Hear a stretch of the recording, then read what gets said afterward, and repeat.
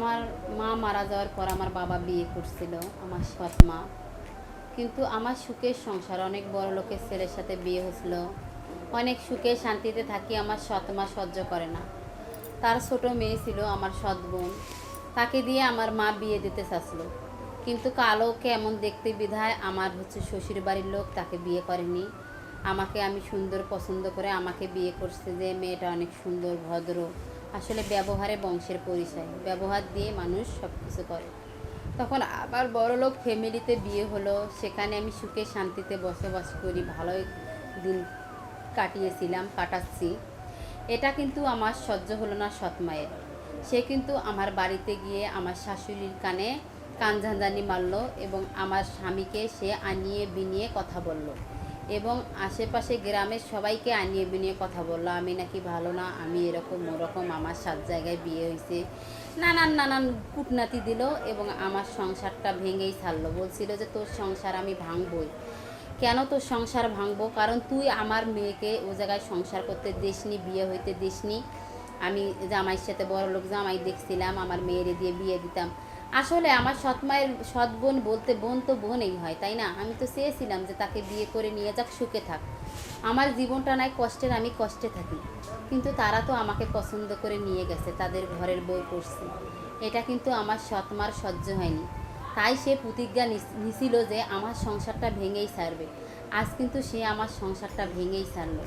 সে সব সময় যা কূটনাতি করতো, কানঝাঁঝানি দিত আমার শাশুড়িকে, শ্বশুরকে, আমার ননদকে, যাকে, আমার স্বামীকে, গ্রামের আশেপাশে কয়েকজন লোককে সে কানঝাঁঝানি দিছিল, আমার নামে আজে বাজে মন্তব্য করছিল, আজে বাজে কথা ছড়িয়েছিল। তাই আজকে স্বামীর সংসারে আমার সুখ হয়নি। স্বামী আমাকে ডিভোর্স দিছে, এখন আমি রাস্তার পাগলি হয়েছি। এখন যেখানে যাই সেখানে ঠাঁই পাই না যে ওর স্বামী ওরে ডিভোর্স দিছে। ও একটা ডিভোর্সই মেয়ে। আপনারাই বলেন, সৎমা কখনো কি আপন মা হয়? সৎমা কিন্তু সবসময় সৎমায়ে থাকে। সে যদি আমার আপন মা হতো তাহলে সে আমার সংসারটা ভাঙার চেষ্টা করতো না। আমি সুখে আসি না দুঃখে আসি, সে সবসময় সুখ দুঃখ ভাগ করে নিত।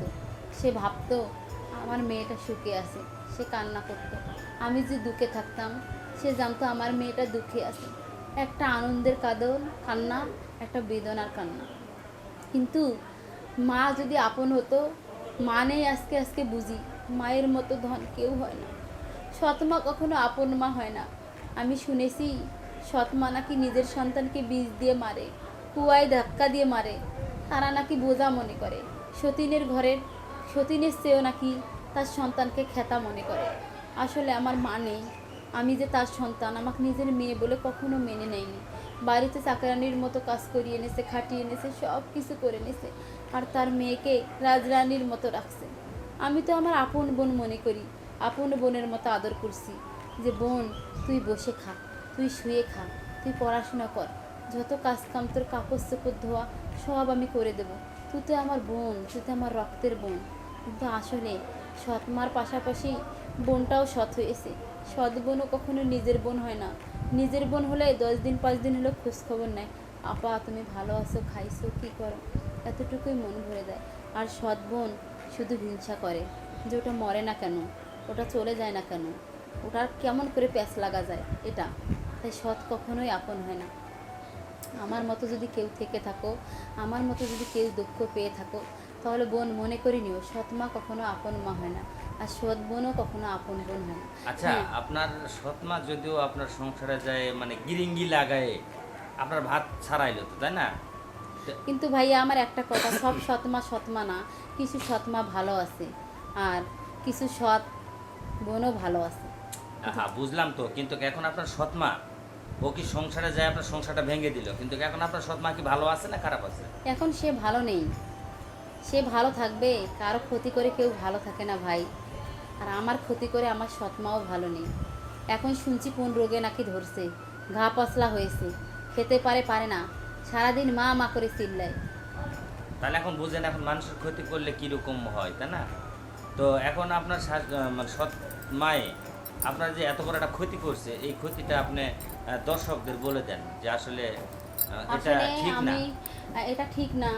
কারণ সবার ঘরে মা ভাই বোন সবাই আছে, সবাই একসাথে থাকো বাসো, কারো বাবা আছে, কারো মা আছে, কারো বাবা নেই, কারো মা নেই। কেউ ইতিম। আসলে তোমরা সবাই সবাইকে ভালোবেসে চলো, এরকমটা করো না। তাহলে যদি এরকম করো তুমিও সুখে থাকতে পাবে না, তারাও পাবে না। আর তুমি যদি ভালো থাকো, তাদেরকেও ভালো থাকতে দাও, তুমিও ভালো থাকো, তাহলে দর্শক সবাই ভালো থাকবে। তাহলে পেজটাতে ফলো দিবেন, লাইক শেয়ার করে রানীর পাশে থাকবেন, নতুন নতুন ভিডিও দেখবেন। ধন্যবাদ।